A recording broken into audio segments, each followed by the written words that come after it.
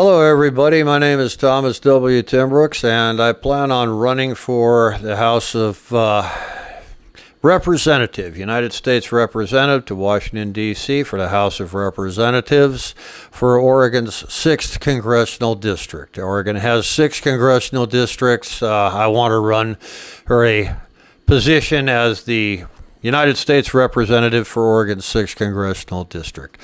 I put these videos out because I have a very limited campaign budget, and I think that you, as the voting citizens of Oregon, deserve to find out what kind of person it is that's asking you for your vote. So today I'm going to talk about something I'm sure you've heard about, the Overton window. And I'm not going to exactly tell you, well, I'm going to tell you what it is, but I'm going to tell you what it is without telling you what it is, because that's really the more important concept here. You see, because the Overton window is a concept, it was an idea that was developed a few decades ago by a guy named Overton, and he figured out basically how to get people to accept the things that are unacceptable. It's a marketing concept, and it's kind of important for you to understand, you as the voting public, to understand the Overton window, because,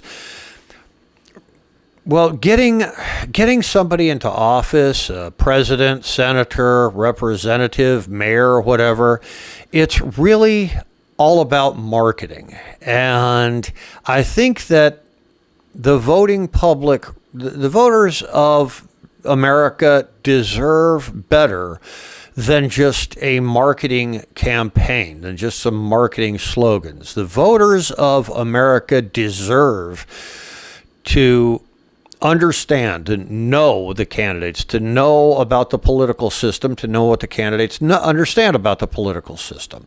So the Overton window is one of those things that's kind of important to understand, but it's really important to understand why it is people are pulling out and just mentioning the Overton window in casual interviews. So I'm going to give you my slideshow on the Overton window. The Overton window, understanding or marketing. Today I want to talk about something that has become very common in political conversations, podcasts, YouTube discussions, and social media debates. The phrase is the Overton window. Now, when people use the phrase, it often sounds intelligent, it sounds analytical, it sounds sophisticated, but I want to explore an important question. Do most people actually understand what the Overton window means? Or has the phrase itself become more of a marketing tool, something people say because it gives them credibility? And this leads to a much bigger issue. There is a major difference between talking about something and actually understanding what you're talking about. Today, I want to briefly explain what the Overton window really is, what its original purpose was, and why I believe the phrase has increasingly become a form of intellectual branding rather than meaningful analysis. Okay, so what the Overton window actually is.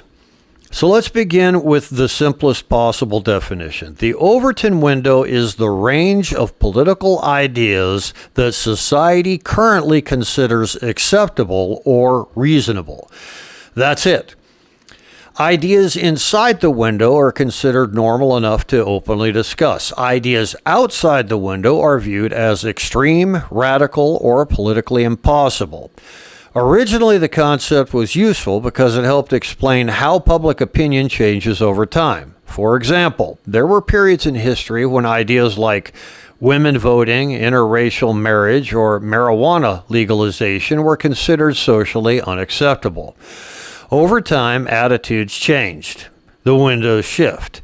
And the original use of the concept is reasonable and useful. It provides a way to describe changing social acceptability. But notice something very important. The Overton window does not explain why those changes happened. It only describes the visible range of acceptable opinion at a given moment.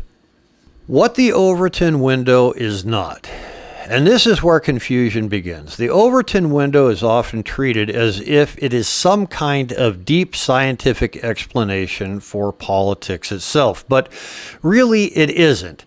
It is not a law of nature, a predictive formula, or a complete political theory. It does not automatically explain human psychology, economic incentives, media influence, or social behavior.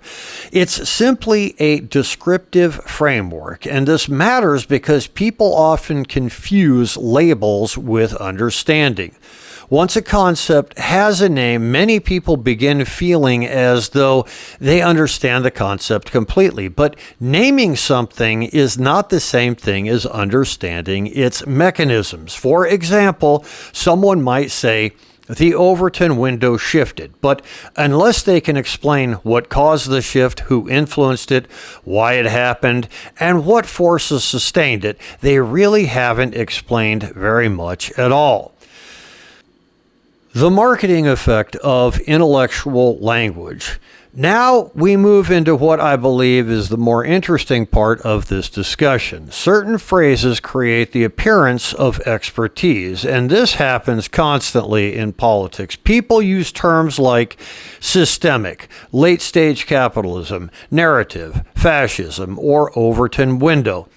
Now, sometimes these terms are used correctly, but often they function socially more than analytically. In other words, they signal intelligence, they signal education, they signal membership within a political or intellectual tribe. And humans are highly responsive to status signals.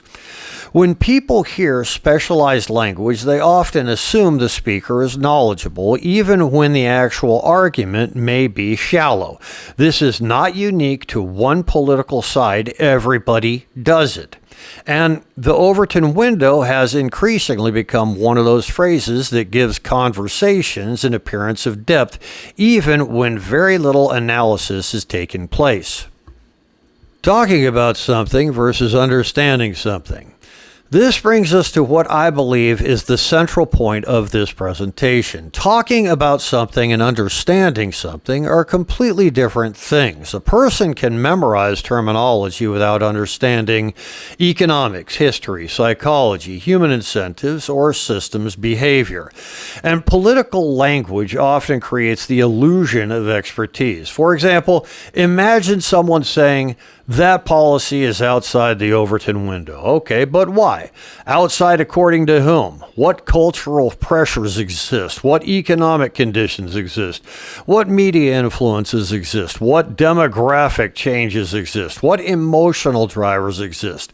Real understanding requires mechanisms. It requires cause and effect thinking. It requires depth. Vocabulary alone is not expertise. And I think modern political culture increasingly rewards vocabulary more than understanding.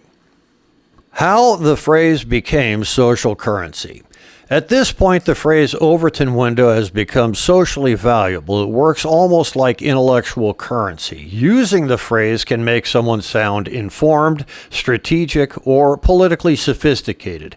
And because humans are social creatures, we naturally repeat language that gives us status within groups.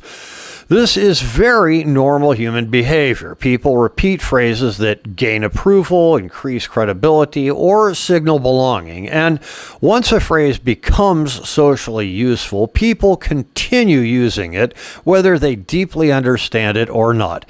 Again, this is not isolated to politics. This happens in business, academia, technology, and even science. Terminology often becomes a shortcut for perceived expertise, but shortcuts can become dangerous when they replace genuine understanding. The real mechanisms behind opinion change.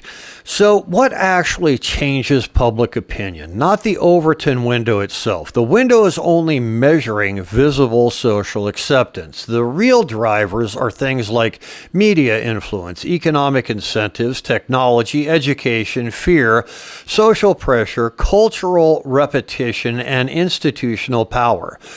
Those are mechanisms. The Overton window is more like a thermometer. A thermometer does not create temperature, it measures temperature. Similarly, the Overton window does not create political change. It merely describes what society currently tolerates or accepts. And I think people sometimes mistake the measurement for the cause itself. That confusion can produce very shallow political analysis. Why simplified political language can be dangerous.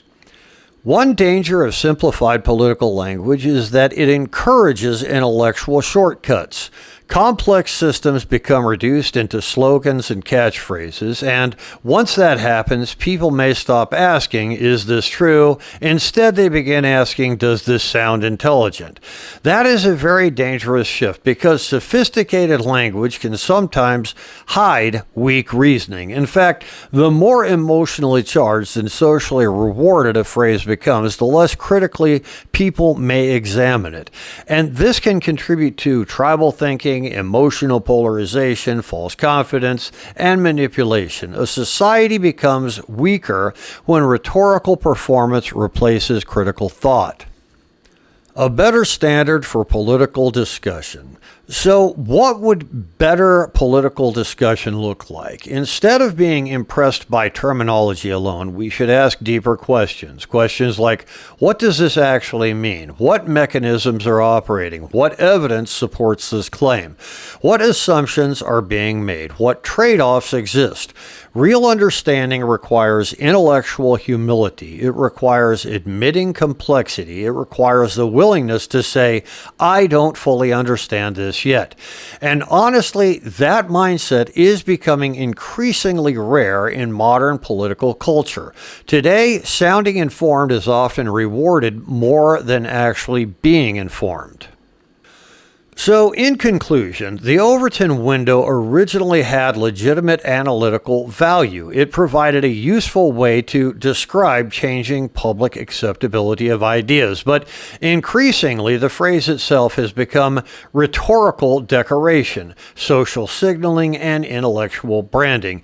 And I think that reflects a larger cultural problem. We live in an environment where repeating terminology is often mistaken for understanding reality, but real understanding requires much more than vocabulary. It requires depth, mechanisms, evidence, critical thinking, and humility. So perhaps the most important lesson is this: a society becomes more intelligent not when it learns new phrases, but when it learns to think more deeply about the ideas behind those phrases. So to be clear here, somebody using the term Overton window doesn't instantly mean that person doesn't know what he or she is talking about. What it does mean is more than likely that person is just using some kind of fancy terminology to associate himself or herself with intellectuals, the intellectual society, the intellectual circle, so that you won't ask questions. And the most valuable thing you can do in any conversation is ask questions. Listen to what the person's saying, ask questions. If you have questions for me, put them in the comments. I will answer those questions. So my whole purpose here is I want to simplify this whole system here. People look at politics, and the thing that turned me off about politics my whole life is that it costs so much to become a politician. Any kind of political office requires campaigning and a campaign budget. Even if you are the best possible person for the job, you still have to raise campaign funds. And most people would probably make decent politicians. Okay, it's just a regular job. You know, somebody tells you something and you react to what they tell you. Just like anything else, cooking bread, mowing a lawn, changing the oil in a car. you're gonna do it a couple times. You're gonna make some mistakes, but you're gonna learn from your mistakes and you'll improve your performance. But most people, in spite of the fact that most people could become decent politicians, most people don't become politicians because it costs so much money to become a politician. So what the people who get to office are going to do in order to keep their office is they're going to make all of the people who got them there as happy as they possibly can. And trying to fool the people who voted them into basically creating the perception of performance. See, a person once told me, in politics, perception is reality. And when I first heard that phrase, perception is reality, that's stupid, that's ridiculous. But that is a fact. That is the truth. In politics, perception is reality, and that is an unfortunate reality that we have to deal with. And people who say the Overton window, they are trying to create the perception of performance. So if you ever hear anybody using this kind of terminology, look deeper. Look deeper into what they're saying. If they say, oh, fascist, racist, evil, things of that nature. If somebody says, well, Republicans are evil, Democrats are evil, ask, what's your definition of evil? If somebody says, well, that person's a racist, what's your definition of racist? What's your definition of fascist? And so forth. What you'll find is that most people can't really answer those questions because they've just gone ahead and taken the intellectual shortcut. Somebody told that person was evil, racist, or fascist, so they're going to say, all right, well, I respect your judgment and I don't want to do the investigation myself, so, hey, the Overton window is open. You're a fascist, you're evil, you're a racist, that kind of thing. So, yeah, the whole nature of this presentation is to let you understand that I understand the whole concept behind perception being reality, and I understand why it is people would say things like the Overton window. So the fact that I understand this stuff means you send me to Washington, D.C., you let me represent your district, and you'll get a really smart person in Washington, D.C. representing you, trying to figure out ways to bring money back to Oregon and the laws, passing the laws that shape national policy in a good way. So that's me, Thomas W. Timbrooks, United States House of Representatives, Oregon 6th Congressional District. Hope you vote for me. Thank you very much for listening, and God bless.